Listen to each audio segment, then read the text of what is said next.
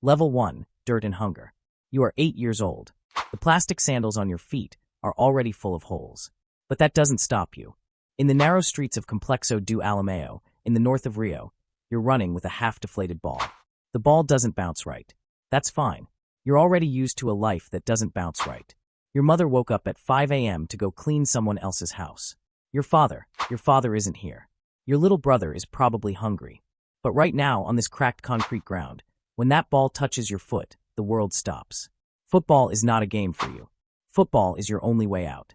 Level 2, the Favela's Eye. You are 11 years old. You're playing in the neighborhood tournament. The opponents are older, heavier, but you're faster.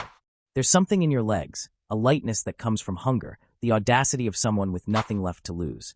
There are no stands, just neighbors gathered in front of concrete walls. But someone is watching you. An old man, a notebook in his hand, a scout from one of the city's smaller clubs. He's watching you, taking notes, a faint smile on his lips. That night when you get home, your mother is crying. From joy or fear, you don't know. Maybe both. They want to take you, she says. They're calling you for a trial. You can't sleep that night, because for the first time you understand. This could be real. Level 3, Academy. Falling into the system's net. You are 13 years old. You're in the dormitory of a club in Sao Paulo. Your roommate is from Minas Gerais. The other one is from Bahia. You're all running from the same thing. You wake up at 6 a.m. Training. School. Training. Dinner. Sleep. Repeat. Your cleats dig into your feet. For the first few weeks you limp back to your room every evening. Your ankles swell. But you don't complain. The ones who complained, they're not here anymore.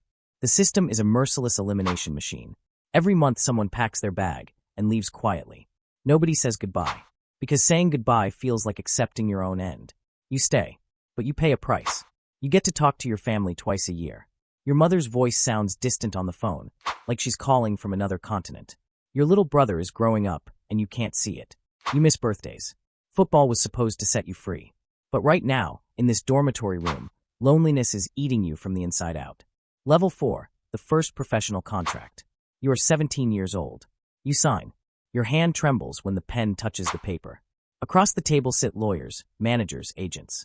Everyone is smiling. You smile too, but you can't read what's going through their minds. You don't know how many pages the contract has. You can't understand the clauses. The agent leans toward your ear. Don't worry, we took care of everything. That week, the first money hits your mother's bank account. She calls, her voice shaking. My son, she says. Just that. My son. That sound, that one word, makes every sacrifice worth it. But nobody tells you. In that contract, 40% of your best years belong to the agent. The club has the right to sell you whenever they want. You're not a player anymore. You're a commodity. Level 5, the rise, deceptive light. You are 19 years old. You walk onto the pitch for your first match. The stands are full. 40,000 people. This isn't a rumble, it's a hurricane. The grass under your feet is wet, the sweaty air fills your lungs. And the ball comes to your foot. Your mind stops. Your body takes over. You score. When you return to the dressing room, your teammates punch your shoulders in celebration. The coach slaps your back. You smile in front of the cameras. Your name trends on social media. But that night, when you return to the hotel, sitting alone in your room, there's emptiness.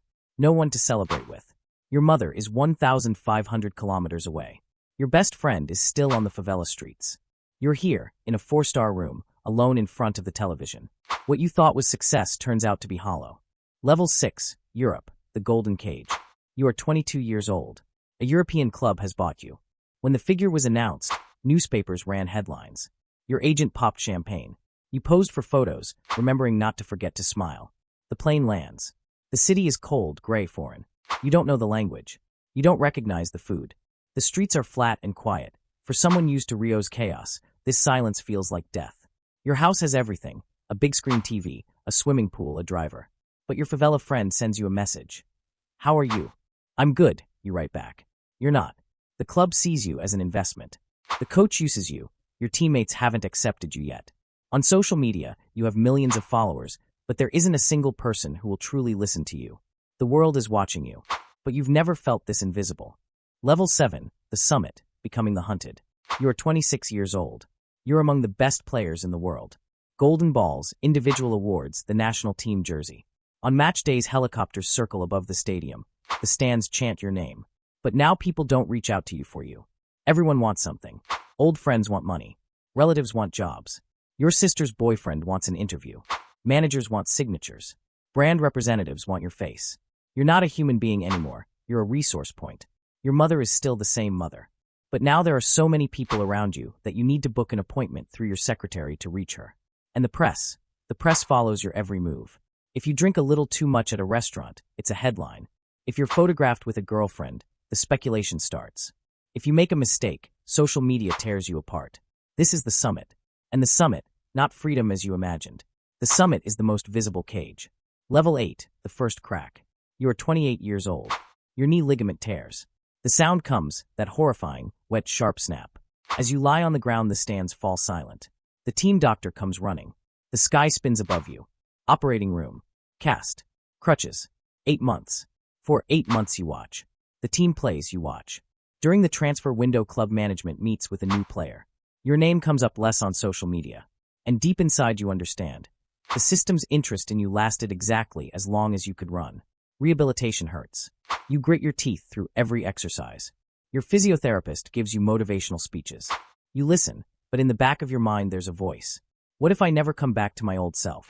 Level 9, the fall. The system spits you out. You are 32 years old. You're not the same player anymore.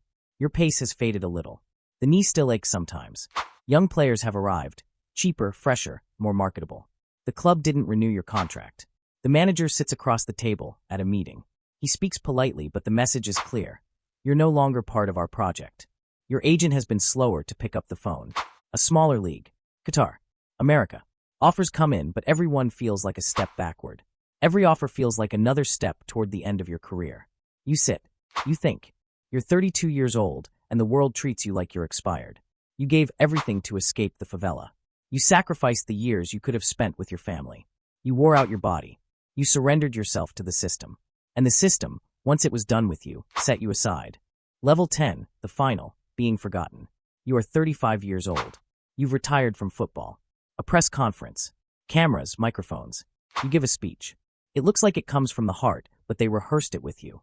You don't know if your eyes filled with tears. Maybe they really did. Maybe even this is just another performance now. On social media, posts saying legend retires. You trend for 2 days. Then something else takes over. You're forgotten. You go home. The big house feels quiet, empty.